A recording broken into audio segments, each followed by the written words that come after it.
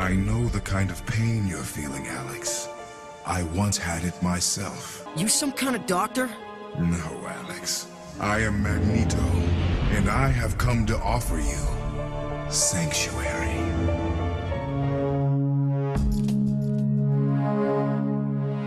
Welcome to Season 3 of the Grounded Futures podcast.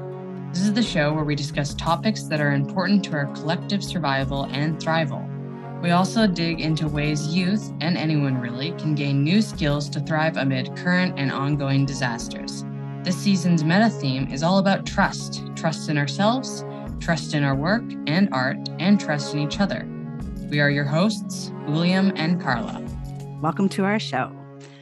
We produce Grounded Futures on Squamish, Musqueam, and Tsleil-Waututh lands, but our guests are from around the world. A big thank you to Zach Bergman for our show music, and a big thank you to Robin Carrico for our show art. And before we start today's show, here's a short jingle from one of our pals over at Channel Zero Network. I'm going to make those pompous academics regret kicking out such a genius. Deciding to build my lab and do my research. The Time Talks Podcast. Have you ever stared at a 500-page book and wish you could just talk to the author about their ideas instead?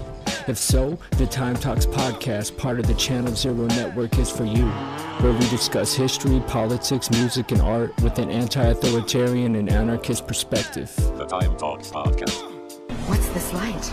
I feel different. The Time Talks Podcast. Today we are joined by two amazing guests. Noleca Radway is the founder of Queer Media, a family production company specializing in audio and visual art through a Black queer lens. She's the producer and host of the progressive parenting podcast, Raising Rebels. Noleca is also the former executive director of the Brooklyn Free School and now lives in Amsterdam with her partner and their 3 kids. Lily Mercogliano Easton is an educator who lives with her 3 kids and husband in Albany, New York. She grew up at the Free School in Albany and was head of school at Brooklyn Free School for 12 years. Lily is the camp director of Camp Wawa Segoya and finds the most thriving and joy through parenting and building a trusting relationship with her kids, and one that's imperfect in all the ways. Welcome to the show, Lily and Noleca, and thank you both for your commitment to abolishing adult supremacy and supporting more kids and youth to experience some freedom. Thank you. Thanks for having us. Thanks for having us. Yeah, Excited to be here. Thanks for being here. I'm just so excited to share this space with you all and with my kiddo. Yeah, so for listeners who listen all the time, we're pivoting away from our typical form of like one guest where we do a deep dive on one topic or around their work. I think this will be more of a conversation. And just to orient us, the 4 of us together, we all have spent time in Brooklyn Free School. Liam and I and a bunch of other youth and Chris stayed there for about 8 days in a summer once, like slept there, and it was incredible. And then, of course, we were all part of the book Trust Kids and really care about this topic. So, yeah, just wanted to bring that intentionality to the space. And thank you both for being here. Yeah. Do you want to just go with the first big question? Yeah, of course. We actually had the idea for the show, or actually it was going to be a workshop in 2019 because as a 15-year-old, I was not agreeing with what I was hearing from most adults, that youth today are more engaged politically and or have more freedom than ever before. I didn't see that or experience it beyond my circle, especially the last part, mostly because youth have always been radical and freedom isn't only about being able to protest, it's so much more, right? And so, Noleca, you said adult supremacy, like white supremacy, is always in the room, and that statement really gets to the heart of it. I would love for you to say more about what you mean, and maybe both of you can respond to this notion that things are better for youth and kids today. Do you think that is true? Oh my goodness, you just said so much, Leon. I'm like trying to process all of the things you just said. I guess in short thing, it's like... Yeah, what's also funny is like you used my words to me, and that was also interesting. But I will say, I will start, and I want to say just that statement around like adult supremacy is always in the room. I think it's really something that I kind of understood as my part of my learning and my work at Brooklyn Free School.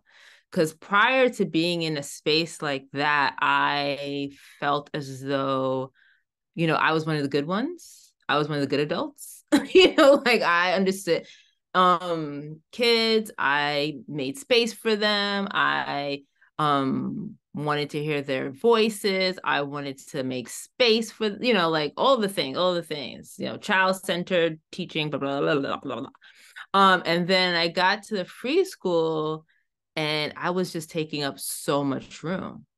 Not, what I mean by that is just my voice, my perspective, well, let me put it back. Let me retract it. Not I was taking up a lot of room, but also there wasn't the room, right? Because young people were giving space, there really wasn't room for me in the way that I was used to showing up. And it was this sense of well, what exactly is going on here? What is happening? I have the best of intentions. What is happening here? Why are kids always cussing me out? What is the problem? And I think a lot of things were at play there, including race, but definitely adult supremacy and not really being able to understand how I really didn't know. I wasn't aware of what role I was playing in that space. I wasn't aware of the extent to which oppression happens and what's happening to young people. And part of it, exactly to what you're saying, is because of my own childhood, right? Because I did not have any understanding that I was oppressed as a child, as a young person. So I for sure didn't have any understanding of how my behavior and the choices I was making was then oppressive to young people. So yeah, I'll stop. I'll stop there. Lily, what's your thoughts on these things? Well, the part about things getting better, I think is such a complicated whole concept. I just really strongly agree that we love to have this unanalyzed idea that things are getting better for kids. And I guess for me, when I really start to think about it, it just starts to get complicated.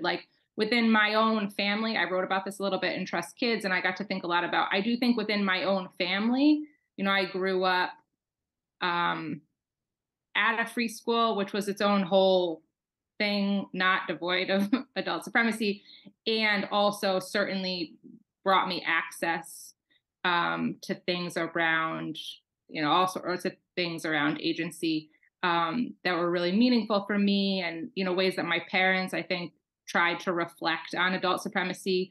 I don't think they have that term, but certainly there was there was some awareness or thought and work there. So it's in some ways I can see how there is this possibility on smaller scales to have some elements of change, and to really think about, okay, how are we working towards getting better? But that's very different from this idea that things are better for kids. And then I think the other layer that gets really complicated is, I know for me, there's that double thing of even if you grow up within your own little school system or home or whatever community, there's still what happens when you come into this world that's so massively oppressive and that's so massively co-opting this idea of freedom and more rights and blah, blah, blah. Mm-hmm. And how incredibly, it's just such a huge betrayal. Just the there's just also that way where when we really play with these words and don't have that type of like bigger, meaningful actualization, we don't have like a real understanding of adult supremacy. In that sense, I think, yeah, there's a whole bunch of like almost things getting worse. The more we really know we have tools for things to get better, studies and blah, blah, blah, blah, but like continue to not change things for kids. I think that's where you can really understand like rage and apathy and all sorts of things that come because things are not better. And that's so clear. I think all the evidence is that it's worse too. I mean, I feel like every time I listen to what is the state, or even talk to young people, like, oh, shit is like it's really bad. Like things are not well, and part of it, I think, like what I'm noticing is that it's because of how involved in the conversation adults are. Like I think that there was a way in previous generations, like, you know, one of my thoughts when I talk to adults about their relationship with young people is like, do no harm, like do less. Like there's no actually, don't do more, don't figure this out, don't set up this space, like do less, like figure out how to be like support without being like involved. And I think that when I think, yeah, and I think in my childhood, even though there's like things that I wanted more of, like I appreciate how much like less involved the adults around me were in like my life, you know, like and then the other part of it is there's an assumption that there isn't this before adult supremacy, which happens with all types of oppression. And I do not, you know, I'm in this life right now. This is what I remember. But I can imagine that there are places and people and spaces that are not guided by this adult supremacy, which I think is really tied to white supremacy, which is really tied to like all of it. You know what I'm saying? So I will say that part too. So Lily and I both disagree with that statement, Liam. That's the short of it. Perfect. Yeah, I mean, I do too. So yeah, 100%. Yeah, those were really great answers. It's really cool to see a bunch of people's different answers around that and stuff. And I always like to also bring up the fact that how you say how a lot of things are still even worse. It's like there's little pockets of good things happening while also things are getting worse. And I always bring up with this, especially the usage of the internet. That has really played a role in this. Like things are getting said more and shown more of how things are bad. But at the same time, shitty people are having huge platforms now online to also be worse. So like, I think everything, it's like, oh, all the bad stuff that's always been happening, it's like it's grown in such a way of extremity because of the way that everywhere in the world is now connected through online. So you can just every different type of group of people can battle each other without ever even seeing their face, so they feel like they have no consequence for what they say and stuff. So I think that also plays a part in it for sure. And yeah, it was good answers. Yeah. I always appreciate how humble you both are. I love it. Yeah. And Liam always talks about, I think, do less or get out of the way of kids. Like Liam always talks about his friends who their parents are really A-type, and but he's like, it's a form of neglect in the way that a lot of the parents show up in terms of making their kids do all these things to supposedly have a better, successful adult life. And then judge parents who maybe seem, aloof, don't really do much. It's very I feel nuanced. Judged by those parents. Yeah. That's the big one. Yeah. It's big stuff. Exactly. We were going to kind of pivot to like kind of the theme of trust. Lily, you wrote, I'm going to throw some words back to you. You wrote in your essay, being intentional about parenting from a place of trust and being a parent that can be trusted by their kids comes incrementally and with a lot of continued struggle. That's so deep. I know that you both carry this, not only in your homes, but with your work with young people. And so I'm curious to maybe talk about that tension or that continued struggle piece and what it means to show up Yeah, both of you could speak to that, and I can restate it if you need. Yeah, I might need to. I get so emotional when I think about all this these days. I just have to say, I really do, like, especially the last couple of weeks. Yeah, I mean, I think like Why there's especially the last couple of weeks? Is it private? no, I don't know. I why the last couple of weeks? I don't Is know. it the solar system? Is it astrology? It could We're be. definitely supposed to be in retrograde. Could be, but no, I mean, Okay. there have been like mass shootings and now I don't even know like they happen all the time. But so, but there was one even closer here. That's probably why there's one just north of us. This girl who drove up to that house she thought I know. was her. How could anybody say that things are better for children when you can go to school? Like, I don't like, it's mind boggling. It's like confusing. That climate change, it just doesn't make any sense. It's weird.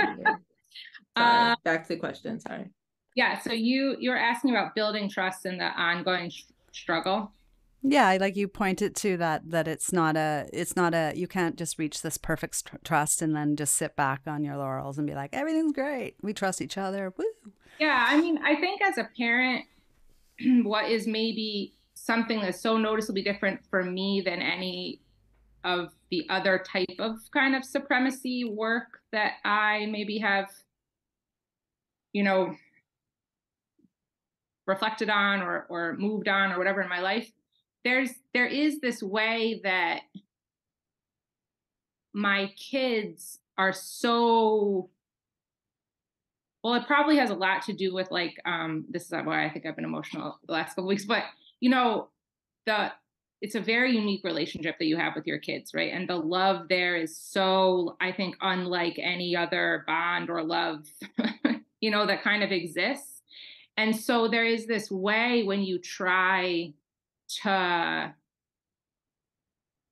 build trust within a relationship that I think is like so completely compacted in supremacy, which is just it's very bizarre, right? Like, I mean, I know that other relationships do that, but very often, most often, I think constructs of supremacy actually segregate. They keep us here and here when it comes to our more like intimate settings, or they even cause divisions within families or whatever.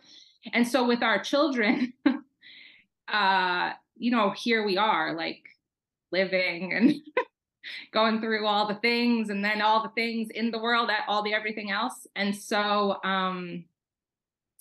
the more that, like, I think in some ways, the more we try to build that trust, and the more it also, in some ways, I think can get really hard as kids are growing up, and there's just it's so dynamic, and yeah, it's a really, I don't know, it's a really, really, I can't really compare it in a struggle. It isn't easy. And I know, I know I've talked Carla and Noleca with both of you. There is this way that with adult supremacy, the assumption is that it's just gonna be easy. And then that gets into so much stuff around, like expectations and contingency. I gave you this freedom, child, so now you're supposed to be calm right now. I gave you this thing, and so now you're supposed to, and I've had a really long day, but on other days I didn't have a long day. So yesterday I played, it's just like can go on and on, this sort of these tracks of like that it's supposed to be quite simple. If we just do XYZ, then we will, kids will have agency and I'll be a good parent and blah, blah, blah. And it's not how it works. I think the thing that no one talks about around, like, I don't know if no one talks about it, but I think that's one of the things that I've learned. It's funny hearing you talk because I knew you before you were a parent. Yeah. Which is also just always just an interesting thing. Because the struggle is real, like what you're describing. You could have been doing this work and then it's in your home and it looks really different. Oh, it's completely different. And I think part of it is like no one talks about what it's like to live with a free child. Like, no, like when you yourself are like oppressed, and like when you yourself are in like the, like they're cursing, they're going to tell you in a multitude of ways how much you suck at like being, because they've they've hopefully been given the space and the love and the care to be honest with you. And the honest truth is that, yeah, we may be doing our very, very best, but it's not good enough for what they deserve, by not by a long shot. And it's kind of I do liken it, it's helpful to me in my thinking, to places where I'm in a role of like in relationship with people who have power over me, or in my marriage, I'm, in a heterosexual relationship with a male person, and all that is there. And in my workspaces, I'm usually like, not now, but in previous times, in relationship with white folks, as a Black woman, like that's comes with his own. So when I think about all of that, like what it feels like to be in these relationships with people who I care for, who I know care for me, who love me, all of those things, but there is this power dynamic between the two of us. How, what do I need from them? And what I need from them is cover. I talk about this this is like my new thing. Like what I need from them is to be willing to like provide cover for me. And also that within our relation, like our interpersonal relationship, we are going to be like, we can't have power between us. You know what I'm saying? Like recognizing that it exists out in the larger world, and every chance we need to be breaking that down, because I don't know if you can really be in loving relationship, intimate loving relationship with someone who is your oppressor. You know what I'm saying? Like, I don't know how that can function and work. And so I hear you. I agree with you. Like, it is like literally today, my child made a mistake, and the way that she felt about coming to share that mistake with me was a clear signal that I had failed her in letting her know that it was okay to make this mistake. And it's like those moments, like I could look at it from a different lens, right? Where I'm focusing on the mistake, or focusing on like, it's okay, like she's overreacting. But really, if I'm being critical, if I'm being like, if I want to push against the adult supremacy, I need to look at the role I am playing in the pain that is being caused by this child, like this child is experiencing, in the environment I've created. And it's really hard because the mistakes suck for me. Like it's gonna make my day. It's gonna be inconvenient and just because of where I am in my life right now, I see it as an inconvenience. But 5 years ago, I might have seen it as like the end of the world. Like whatever the case may be. So I'm growing and changing in those ways. But yeah, it's constant. It's a constant, and it'll be our whole lives. Oh, for sure. Yeah. No, those were really great things that you guys said, for sure. And yeah, I mean, like I, being a youth that is that's grown up in freedom, I totally get what you guys are saying. Like with me growing up, I've had that sometimes fall into that struggle of not able to communicate some things with my parents, even though I grew up in very much bunch of freedom and to express myself. There's like, I've talked about it with Carla so many times, that even if there's freedom and autonomy and all of this, there's still that, even especially when I was younger, that looming like power dynamic that's just automatically there. Like it, even if Carla and Chris, like my parents, like even if they're not in control of it, sometimes it's just like, and even if they tell me to my face, you know, like you can tell me whatever, blah, blah, blah, blah, blah. There's still that like, okay, but like you guys still like especially when I was younger, it's like you guys still like say, hey, we have to move out, and I know that we have to move out, and I can't have it, you know, like blah blah blah. And so it's like there's still like in the world, in this world, kids just don't have that freedom. So even at home, even when you have that freedom with your parents, there's still that, you know, that the person that gave birth to you still has more agency than you do. So you still have those fears that come up of like, oh God, and blah blah blah. And especially if you're out in the world with other kids that don't have that freedom at their home, it's easy to take on that and think, oh, are my parents the exact same? Like if you're around, like that happened to me, like I'm around kids that just have no autonomy or no feeling of safety around their kids, and my brain was just like, oh, obviously I must be in the same situation, even though I'm not. And then I find out that I'm not, because I, you know, as simple as I struggled really hard to ask my mom that I could have a binder when I first came out as trans. That was like a really big struggle for me, because I just, my brain, I was just like, I'm on the internet, I'm on these things, and I'm seeing everyone else's bad experience, that my brain just is like, oh, mine's also going to be bad, even though obviously it's not. And I know that it's not. It's just, yeah, I mean, that's a whole, you just said a whole word right there. That's a whole, because it's so true. I mean, you know, my what I wrote about in Trust Kids is all about that experience of being a parent who feels that you are so progressive in your thinking around gender, and then you have a trans child and you're like, fuck. Like, how, you know, like what all did I, how, what the, what? I have a question for you, because I'm so curious about the fact that you call your parents by their first names. Oh yeah. When did you start, like, is that always been the case?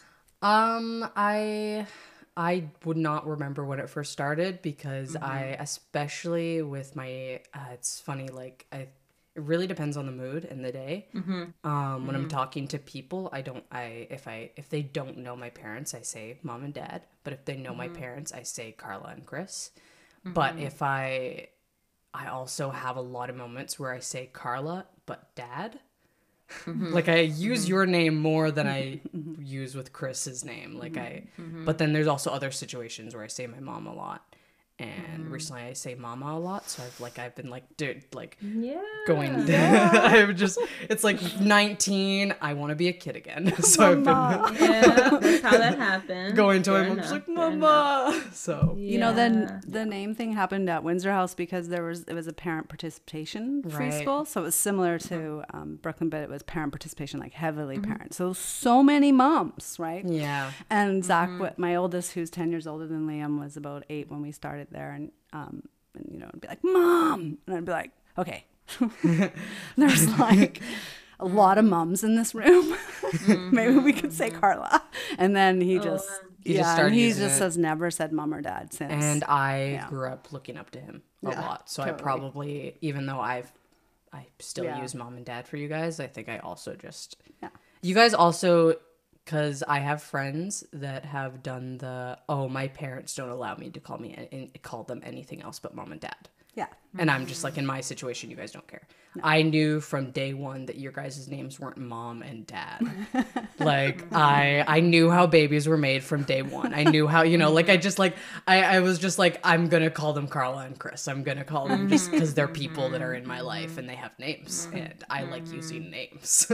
I don't call my brother when I'm like talking to him and stuff. I say his name and I say, you know, like, it's like, but. My older sister, my mother always tells the story of like my older sister used to call her my Pauline, like my mother's name is Pauline, and she was like, that's my Pauline, like she's like, my Pauline, come here, like that's what and it's this idea of, I wonder so much around like how those things get squished out of us. And Yeah, like how we hold on, it's all of the things, all of the things. Definitely, yeah. You know, I just sort of wanted to circle back in. It's sort of something between that Liam's response to your all stuff around the hard part of how power is playing out in this relationship so inherently, or systemically pressuring in on the house. Like, it made me think of the word responsibility. Like, there is that piece of how we show up. Like, I am responsive. You know, when they're little, we are responsible to making sure they have shelter and food because of the system we live in. So there is some nuance there, but it makes me think about something else, and it's something I think the three of us has touched on, and then Liam and I talk about a lot, which is teenagers start getting, especially if they're around younger children, they start getting the benefits of adult supremacy given to them, and they start to practice it. And so Liam talked about this a lot in his essay in Trust Kids. Yeah, I did. Yeah, because I don't think I have any friends now that do it, but when in earlier teen years, starting like high school, because now I'm 19, so I'm technically reaching into adulthood, so it's like whatever. But in teen years, like especially like, yeah, I think I had friends that were like younger than me or even older, it didn't really matter, but like they were just turning those ages of, teen years. And I mean, I also talk about in the essay about how this is also connected to the fact that some of these teens had bad childhoods and just don't like seeing kids. It's triggering to them seeing young people thriving. So what you were saying is that they didn't like kids. Yeah. They didn't like kids. But this, and then my that kids also talk about that all the time. Yeah, exactly. Yeah, exactly, right. Yeah, I want to hear your thoughts on that, and because I think it really gets practiced out, and it's an interest. It's such a tricky thing. Go ahead, Lily. Well, yeah, I mean, my oldest is 9, and in the last year, she has had 2 friends, like family members, different people who that's like the thing. They like her, but they don't like younger kids. She's close with her siblings, so it's and this when it first came up, it was a very like she came home and said, you know, like, Mom, like so and so doesn't like kid. Like this was like a like, you know what? And it's been really interesting. In both cases, there are people that she has, for a lot of reasons, like a lot of affinity to, but then navigating that, and it's so, I mean, that's so young. That's like 9 and 10-year-olds. We should talk about these things so much more because literally my oldest had the same experience. Can feel a lot of guilt when you align with those people, like in opposition to your younger siblings. Can feel really in the middle, like trying to advocate. Trying to advocate. Yep, definitely in the middle. Also finding it all really confusing because you realize how much you like enjoy being with younger people, and like, is there something wrong there, or like, should I not? And then you get to a place where that just like, it happens really fast. At least in my case, it happened pretty fast around like, these are my people. And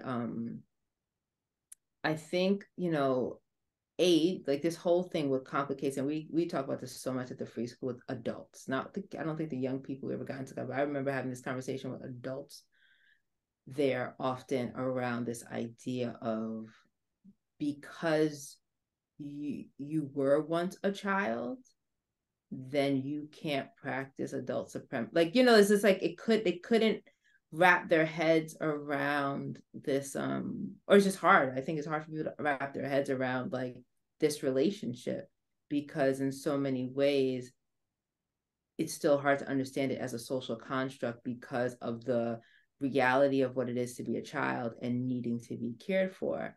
And I was like, what's always so helpful to me in thinking about these things is like being around babies, and the way that babies and toddlers are like, need to be cared for, right? They're just like living their lives, trying shit, like falling off of things, getting back up, falling back off. They can't feed themselves. They can't, they need care. And it's very clear that they need care.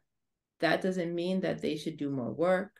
That doesn't mean they should have more responsibility. That doesn't mean they owe the adults around them we understand that they deserve care. And we have these social constructs that say, well, once you turn this age, you need less or different care. And because we all buy into this bullshit, we stop treating each other like babies. And one of my real truths is I am trying to connect with my baby self, because that's my freest self. That's my most enlightened self. That's my most I wasn't worried about my belly when I was a baby, all of the things that have come to oppress me. And so I think, I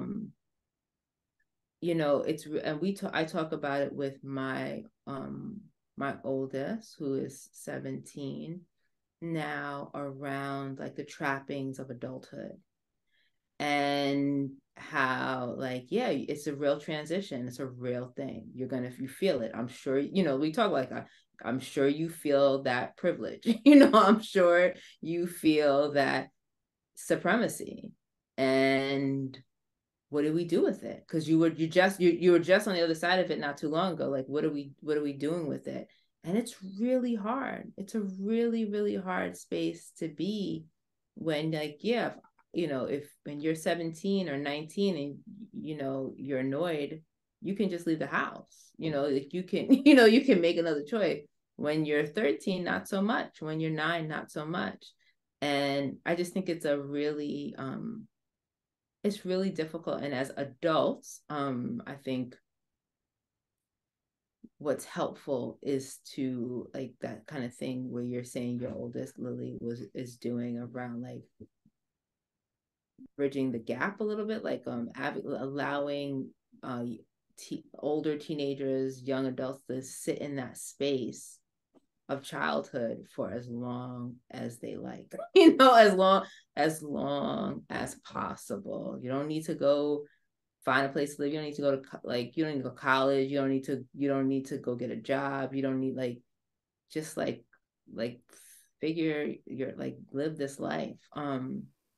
Yeah, that's my thoughts. Oh yeah, 100%. That was that was really great. I 100% think that's how it is. And yeah, no, I totally right. You okay, Liam? You did it right? No, I just had a moment where I was like, I thought the thought train just went by for a second there. But yeah, no, exactly right. Yeah, I think it totally, the responsibility stuff is I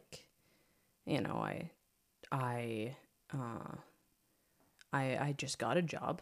I just got my first job, and I haven't actually went to do it yet. But getting my first job now, I'm trying to not fall into the, okay, I'm an adult now. I have, I need to be an adult, blah, blah, blah, blah, blah. But also adulting's a trap.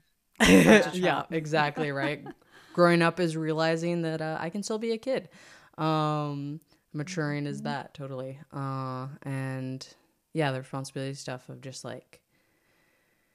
this year I turned the legal age of being able to drink and do all of that. And there's just all that comes into it of I can't be a kid anymore. And I can, but so many people that are turn my age do genuinely think that. And that's when the cutoff happens, when they're oh, I can't, I can't interact with little kids anymore. I can't do this. And for me, I thrive around people of all ages. I really thrive around multi-generational.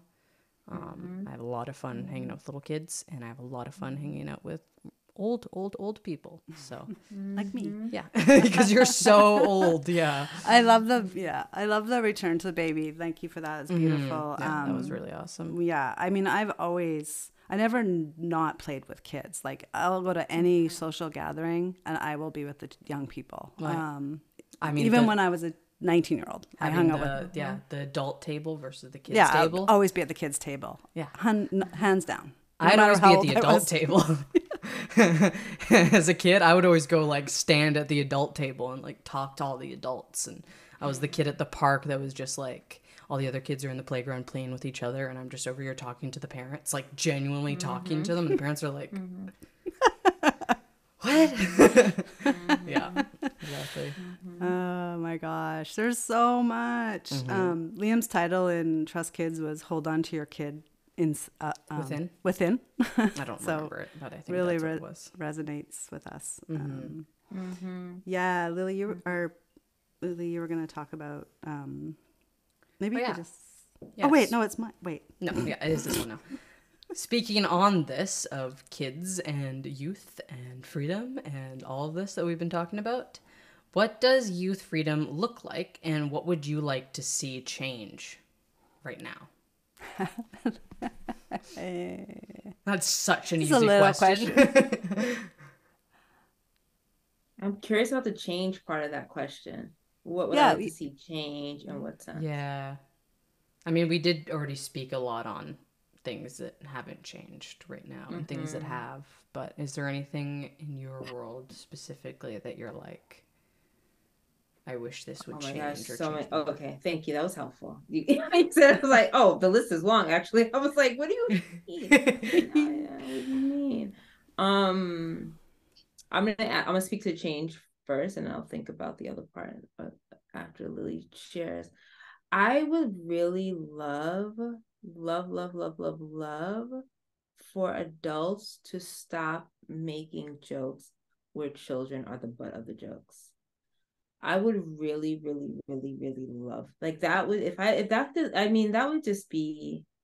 would just make me so happy. I think,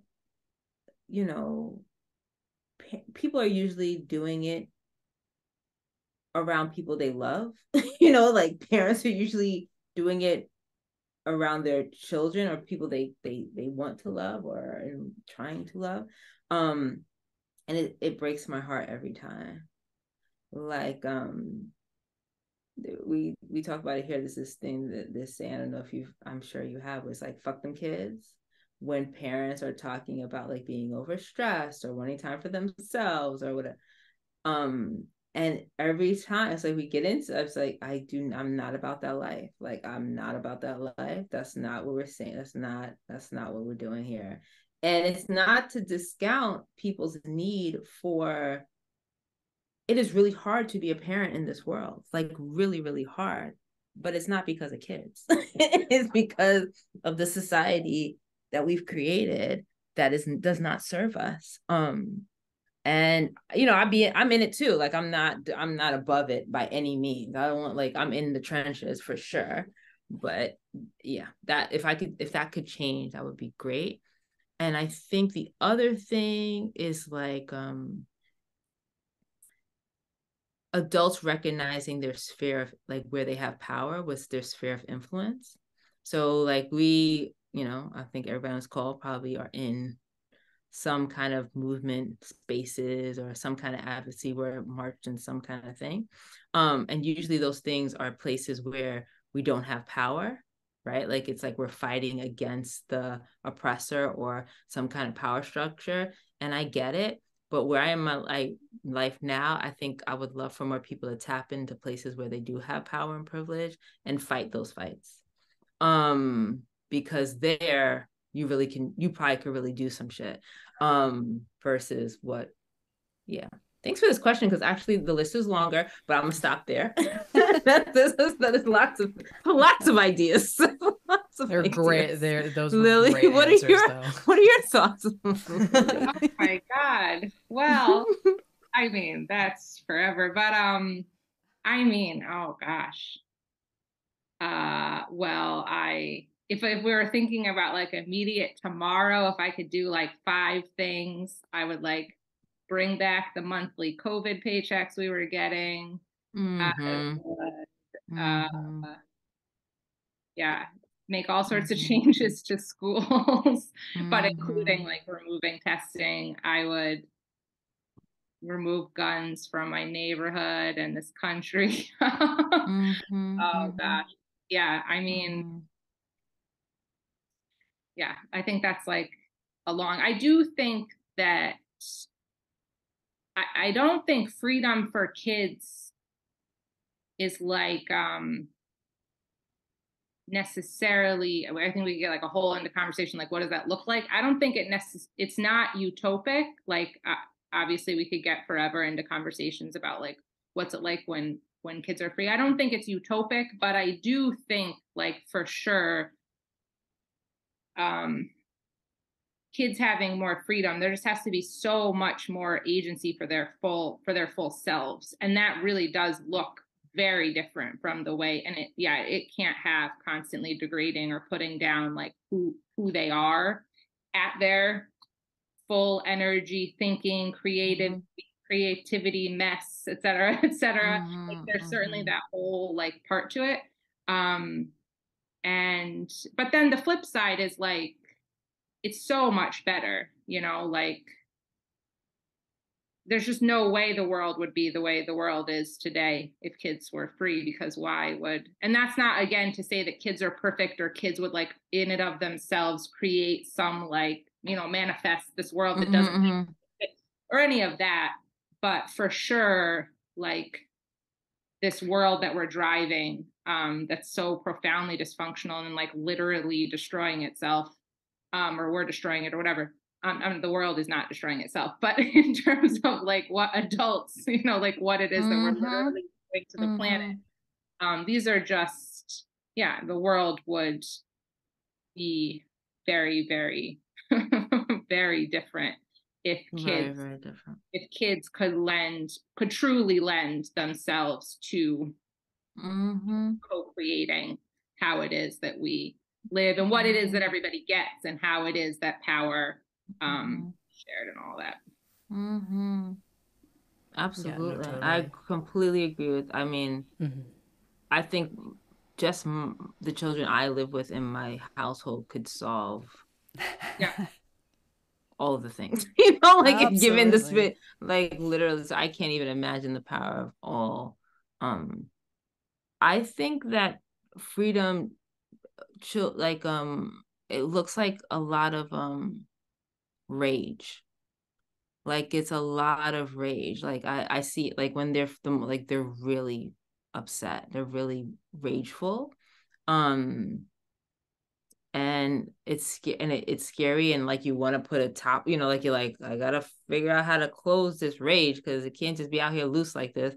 But in my experience, if you're asking me like what I've seen freedom look like in children, it looks like rage. Other things at other times too. I think when they're sleeping, like a child sleeping, it's really free space. Unfortunately it's hard because just my sheer presence in the space is limiting that freedom, right? And that's why like the rage is like real clear because it's like you've pushed through, so you're gonna let me see your free self. But yeah, I don't think adults really get to witness children free very often. Unfortunately. No, totally. Oh, that's deep. Wow. Once again, awesome answers.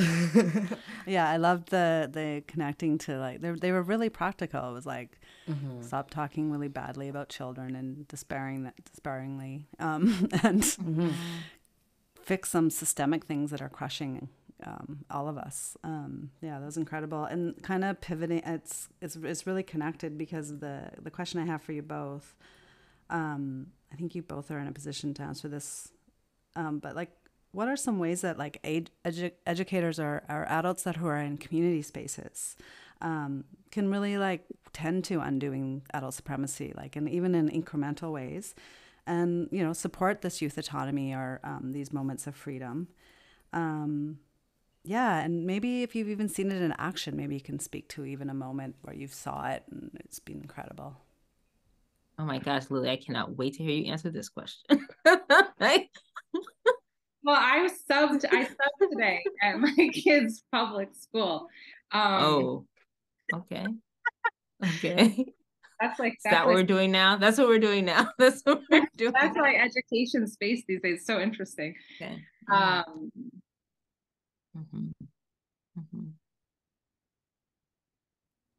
Yeah. I mean, gosh, I don't know where to start. I mean, I guess what I would say from that perspective is that I think it is really important to recognize that everyone in education in their spaces can do and needs to do a lot around, you know, recognizing adult supremacy and targeting what they're able to do within their space. And that's just like a very, very real thing. Going back to Noleca, you saying like this idea that you're the good adult, or you're in the good space, or you're working in a good school, or you're have the good philosophy, or like whatever, you know, all of that leads to so much of what we have now, this sort of hierarchy of parenting styles, teaching styles, all of these things. You know, and not to like muddy the waters to the point that, you know, everyone wants to throw their hands up, but I really do, I really do think that when it comes to, the type of spaces that kids get to have access to, and the type of relationship that they get to build with each other within like education settings, whatever those look like, the connections that they get to have with adults and mentors in those spaces. Like, I don't think there's never some inherent difference, like, in my opinion, from like the space, that I was today. My daughter has a really wonderful first grade teacher. It's not like because she's teaching, yes, there's like a million constraints that she has because she's teaching in a public school. She would talk about them forever, but it's not like the work for her in that space is like inherently drastically different than somebody in an unschooling or a free school, in my opinion. And I think you can see it in those spaces. And that just goes back to like the work for me as an educator versus as a parent in my home. Like, what we have to bring to this is just very, very personal. And then obviously, it ends up being within the whatever container it is that you're in and the realities of that. You asked for like tangible things people can do. I mean, I do think that tangibly recognizing adult supremacy and then tangibly recognizing, oh, these are things that I'm doing that are actually harmful, that do not need to be done, or these are things that I really can stop doing, or these are ways that I can bring kids in more. And then, like staying, I think like any journey, like staying reflective and aware on that, not getting stuck in like dogma, or not getting stuck in, but kids told me, well, whatever, like people can, you can easily go down that road and then clog it all up. But yeah. That, I don't know. I love that you brought it into like regular school and like just how like, you know, complex it all is. Yeah. And I mean, so we would have these conversations with teachers all the time when we're at the free school. Like, what can you do? There's really so much you can do. I think, you know, like what you just spoke to, Lily, is reminding. I got to that place of like throwing my hands, but there are really so much that you can actually do in your space, from like little things of recognizing spaces where it's my family, recognizing spaces of where like care. I think like being loving in your spaces is something you can do tangibly, and what that looks like: kind words, that looks like grace, giving children a lot of grace. So like when they're late, that they get grace. When they make a mistake, they get grace, not reprimand, not punishment, not consequence, but just like grace.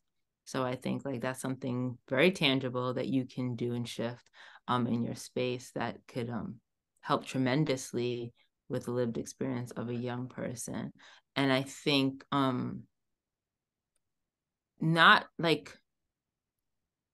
not siding with the grown-ups, you know what I mean? Like not siding with the adults in opposition to children.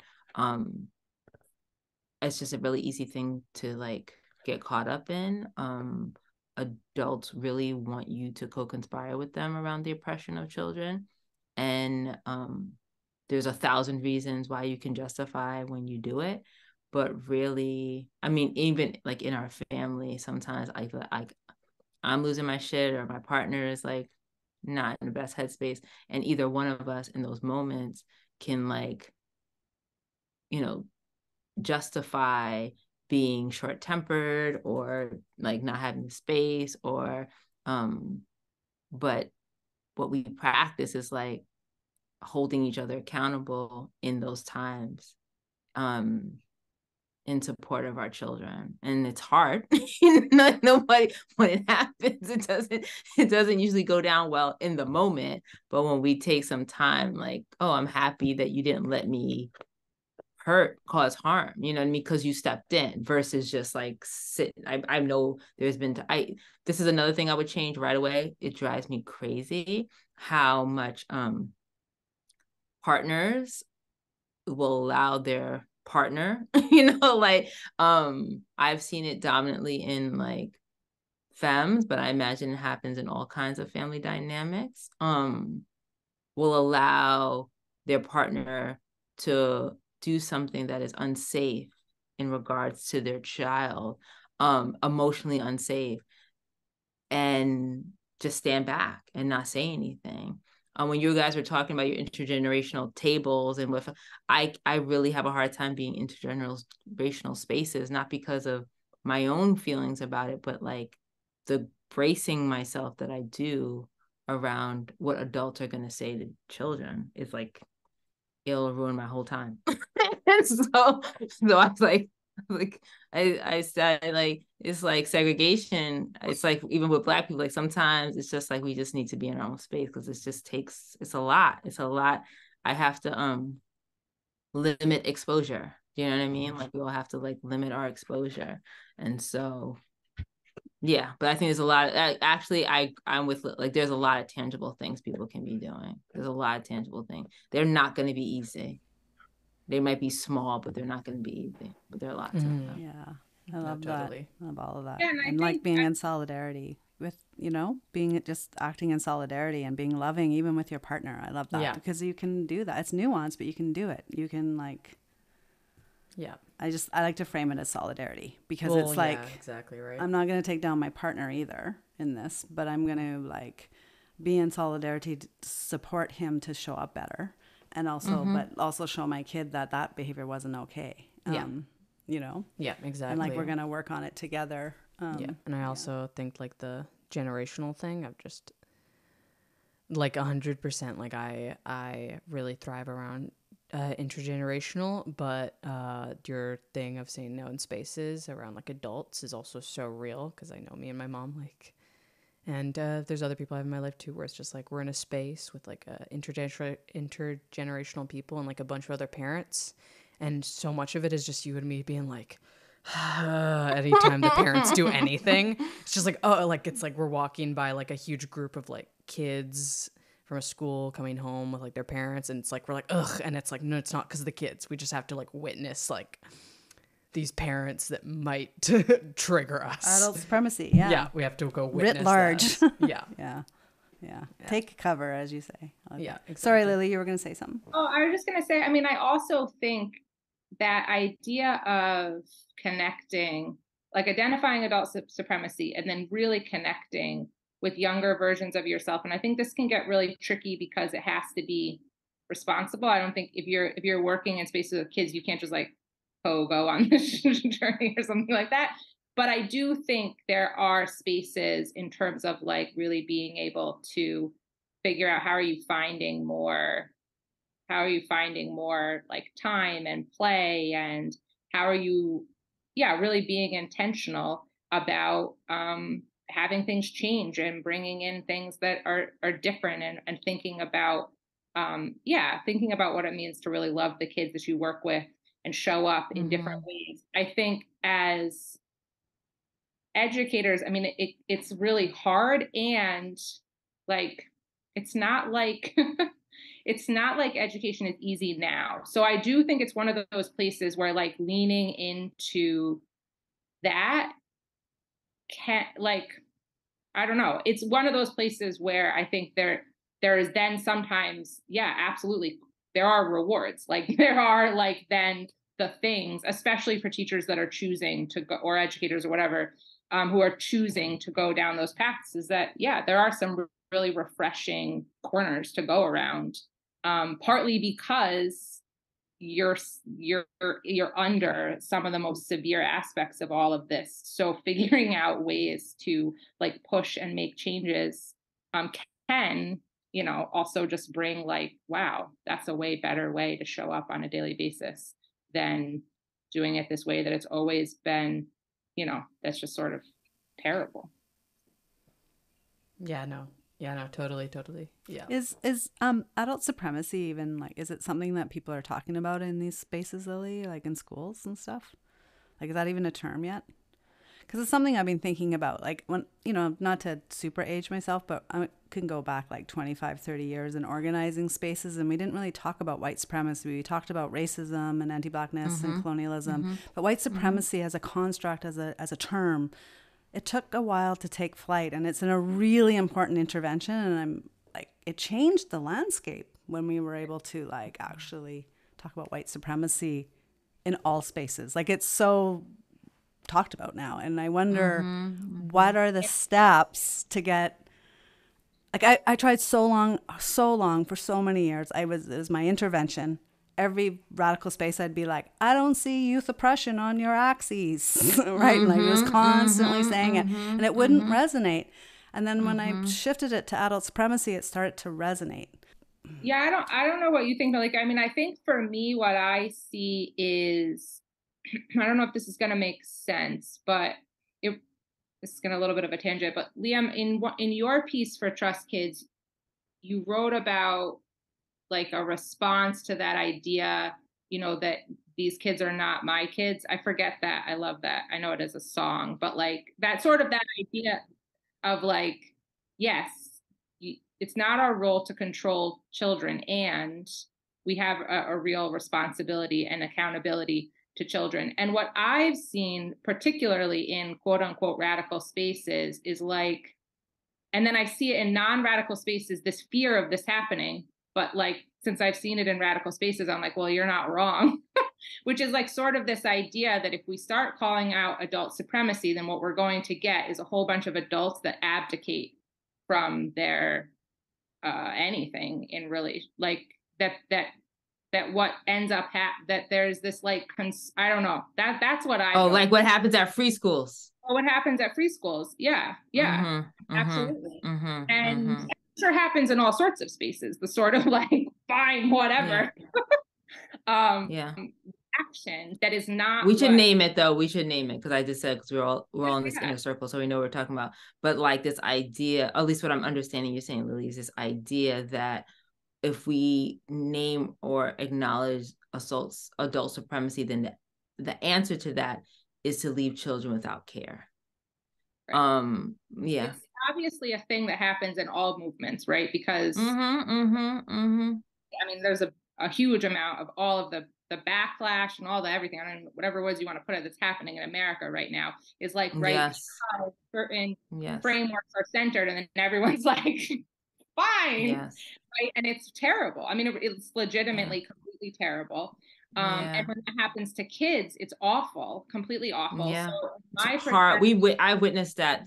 It's like, from my perspective, there are some folks who are, in my opinion, more in a position to to be better partners and all like the kind of the words, who are actually recognizing that subtle like, but that's not the road that I'm going to go down. So I don't know. I mean, I think there's a way that, like, how do we have this conversation? And this is like what we've been talking so much about. How do we have the conversation of what adult supremacy is and the responsibility of adults? And how do we have it more, and how do we hold more space for it? That seems to be like the challenge. But no, I mean, even in the summer camp world, where I think there's like this whole, I guess, like there's such a huge identity definition as it not being school, and therefore it is a place where, I mean, that's like a real thing that people say at summer camps, kids are free and blah, like that's like almost what summer camps in America at least were like created for, whatever. I don't think I've heard the term adult supremacy. There's more talk around partnership or like maybe a little bit, but yeah, no, I think it really isn't. It's not like a centered, or even like it's not even on the periphery. I definitely will say and maybe it's just like, right, what I put out is what's coming to me, is I actually have seen a lot of like, Black parents particularly talking about shifting to a different type of parenting. I don't think they use the term or language adult supremacy, but it's definitely a recognition of like power dynamics that happen with children. I think that, language is limiting. And so, yes, we have this language around white supremacy, but shit has not changed. Like, you know what I'm saying? So I don't, if things were like different and better for Black people and all, people, then great. But it just like gives language and for people to talk about a thing that, I guess I want to say this. I'm not as concerned with people getting like the term. I'm much more concerned with this understanding around care and love, and compassion. I don't have the expectation. It's like real talk. It's a very nuanced, complicated, higher thinking like idea. I feel like race is a crazy one. Gender is a like crazy. Like these are big ideas for people to like wrap their heads around in a way that is like really erasing yourself from the pollution that has like generated your thinking around these things, right? And when it comes to adult supremacy, I think that part of the reason when I realized how I got here, it was a lot. You know what I mean? Like and it's from my childhood. Like I can dot and trace the experiences that I have had, the places that I've been, the people I've been in community with, how I have now landed here with this understanding. And so I don't necessarily have the expectation that, adults on a whole are going to like get here because of the limit. Like we're so isolated in our thinking. But I do think that what can shift and change though,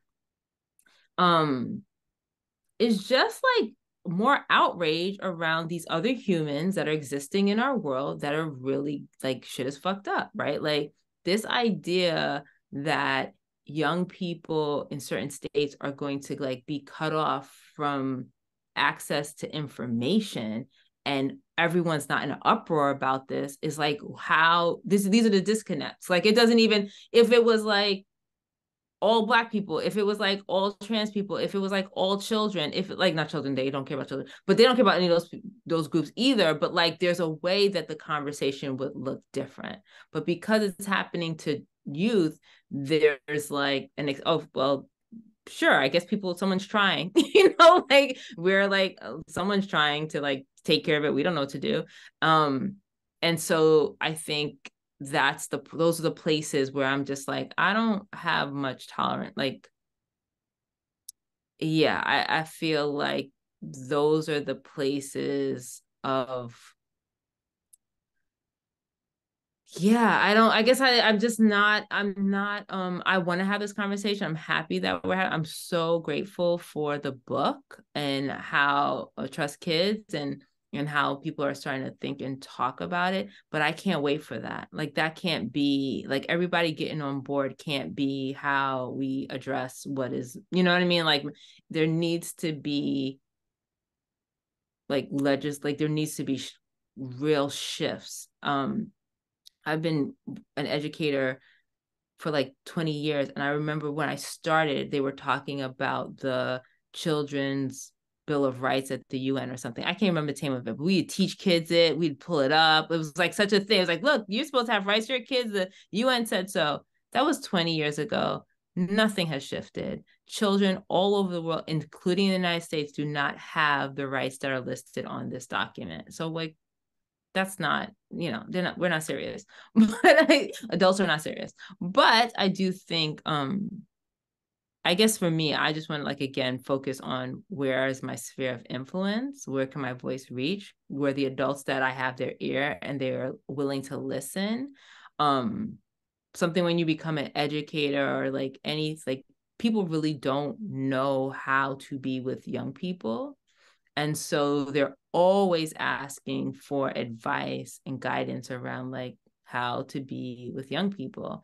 And I think those are just the spaces where I get to like impact change and shifts in thinking. And I just ask a lot of questions and challenge people a lot around their thinking, and make those connections between the other oppressions and that they're very familiar with and understand very easily and can access very easily because of how they identify, and just draw those lines. Like, just like, so if this happened, so then imagine what it's like to be a young person, right? And maybe that is why I'm seeing it grow so quickly with Black parents, Black mothers particularly, is because once you start to talk about liberation, you're going to get there real quick. Like if you get serious about your own liberation, yeah, you're gonna have to like look around, and you're gonna see that like your children are not having that liberated experience, and you're gonna start questioning everything, which is a good thing. Yeah, that's awesome. Amazing. Yeah, it makes me think of Stacey Patton in Trust Kids. She had a line that said, "There's no perfect victims in white supremacist culture, but we can free ourselves one child at a time." And I think why I appreciate that is because like one of the things that I really appreciate everything you both said. And one of the things I got pushed back a lot about centering youth thriving and youth autonomy and the work I did is that, these kind of purist, rigid statements of no one's free until everyone's free. You're just creating privileged kids. And I'd be like, well, that's like saying no one can be loved unless everyone's loved. Like, we can't think that's a very colonial empire framework. And yes, we have to stay in the fight for you have to think intersectionally and, but I guess it's more of an and, but it's a but and an and or but. Kids will, we're just going to continuously replicate and not really change if kids don't break free soon, because they internalize a ton of hierarchical ways of being in the world, and it just keeps getting replicated through trauma, through oppression. And, like Bell Hooks really centered children as the site to do the work. And Stacey does. That's why I pulled out her quote. And I think there's something there. And I also think it begins at home. And that's why I oriented the book at Solidarity Begins at Home, because like what Lily was saying, it can get muddied up and turn into all kinds of systems that end up replicating. I don't know what I'm saying. This is such a big conversation. Obviously, we could talk forever. It's like been over an hour and a half, and just gonna do a pulse check, see how you're both doing. Yeah, that was a lot. Definitely. Yeah, it's a lot. It's great. I do have to get off soon. What I was thinking when something that was coming to mind for me, it was going back to like what you could do practically. I think also like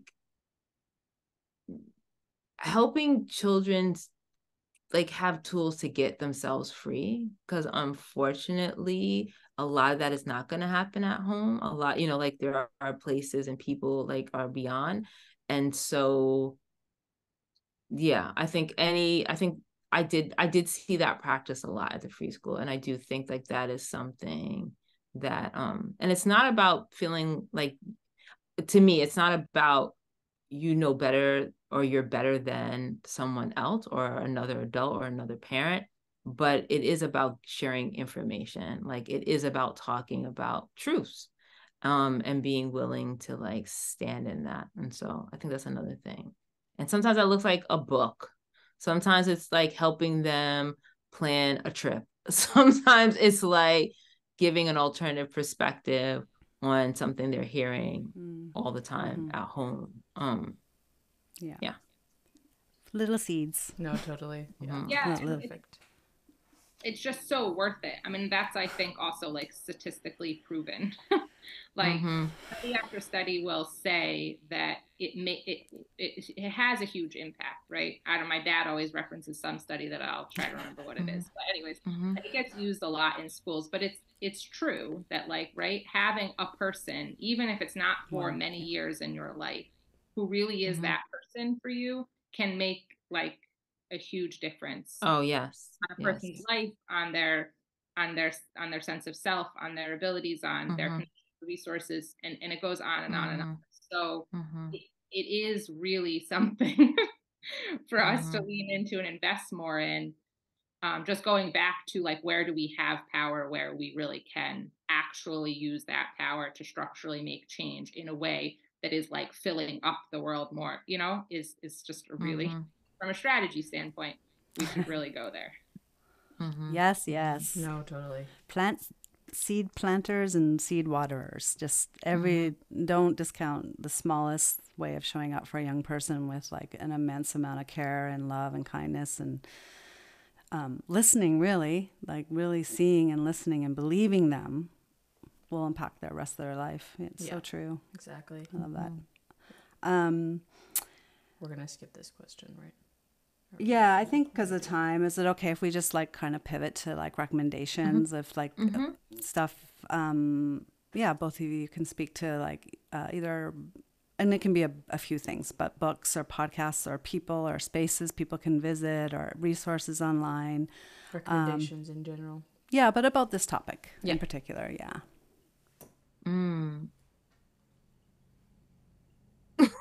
I mean, I did my homework wrong on this, but I will start off by saying that I do really recommend Raising Rebels, and that is a podcast that the host, and I really recommend it. What I love about that I mean, I think podcasts that sometimes can really like center a particular perspective give so much for everybody that listens to really like think about what is it that we're doing in our lives. So I've gotten a lot out of it as a parent, I mean, a person, a camp director, whatever. So I would recommend Raising Rebels. Me too. I'd recommend it too.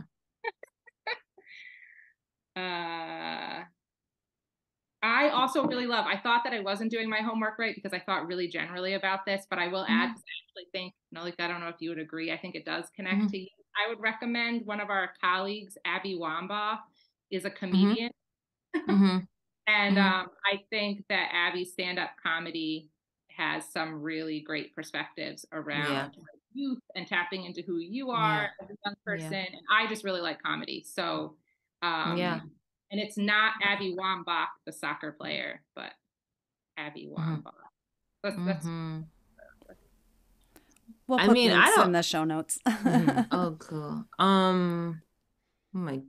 Good recommendations. This is always tricky business. Why? Because what I got out of something, you know what I mean?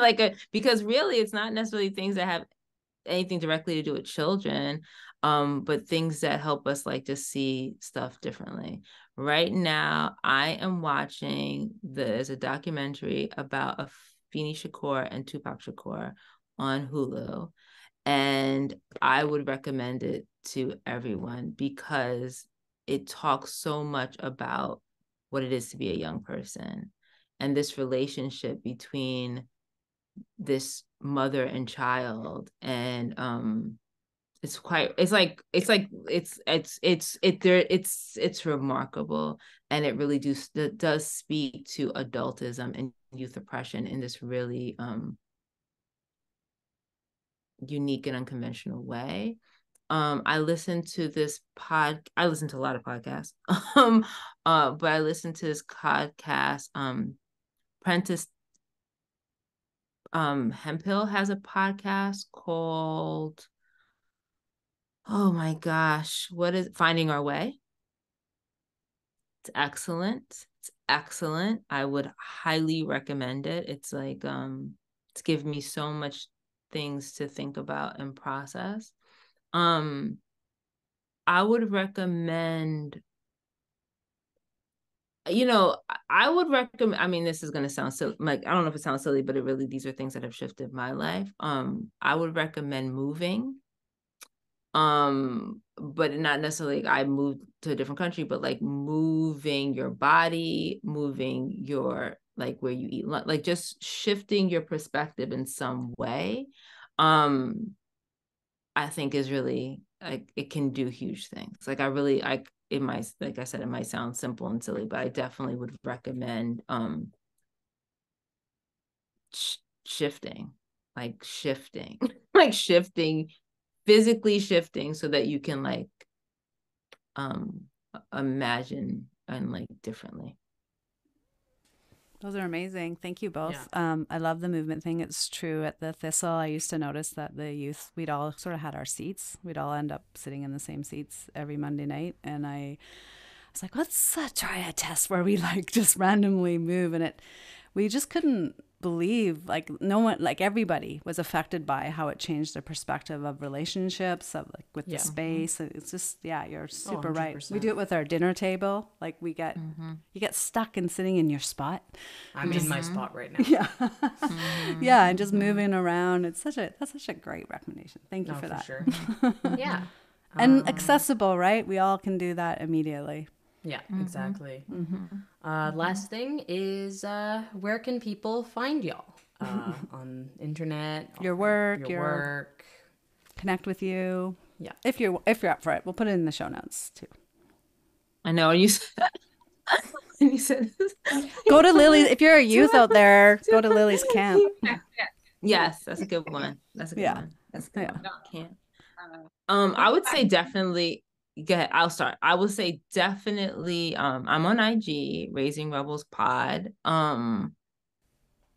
Definitely like, Raising Rebels, the podcast, the IG. Like that's where. I don't know if you'll find me there because I'm not there all the time. But what you will find is like my perspective on this topic, and it's a very generous space. My children have been really gracious and generous with themselves. And something like, it's interesting. It is my podcast, my voice, but I think one of the most powerful things about it is like that my children get to speak and share their thoughts and ideas on all the things. And I think it's a gift and people should take advantage of it for sure. Yeah, we're big fans of it. Yeah. Well, the camp. I have how about, camp. There you go. Yeah. Well, how about the story store? I know that's more your partner and your kids, but like it's connected. Yeah. You can come and do enrichment activities here with us on Wilbur Street in Albany, New York. I mean, and I'm on Twitter and I am still on Facebook, but then I never open Facebook Messenger, so don't try. I was trying that today. We'll tag you on. We'll tag you on the different platforms when we we're here. Yeah. Well, thank you both. I feel like we just went deep, but then we went back and just waded around, and I know it's because we're sharing a space with a younger person. Thanks, Liam. I felt like Liam is great. I feel really fortunate to be like in your space, Liam. Like I feel really like it's good. It's good stuff. I'm glad. Thank you both so much. This was awesome. I hope. Your mom like your Carla loves you so much, and so like you see parents like just Liam's just so great. It's like I wonder. I'll be the judge of that. But you're quite amazing. I'm glad. Thank you for being with us. Thanks for listening to our show. Grounded Futures is a media production and mentorship collaborative, and this podcast is produced by Carla Bergman, William Joy, Jamie Lee Gonzalez, and Melissa Sharp, and our sound tech is by Chris Bergman. Resources and transcripts for this episode are in the show notes. If you want to donate some funds or check out our other awesome shows, head over to groundedfutures.com or email us with comments and suggestions at groundedfutures@gmail.com. And please tune in next time to hear more from our incredible guests on how to thrive in the everyday.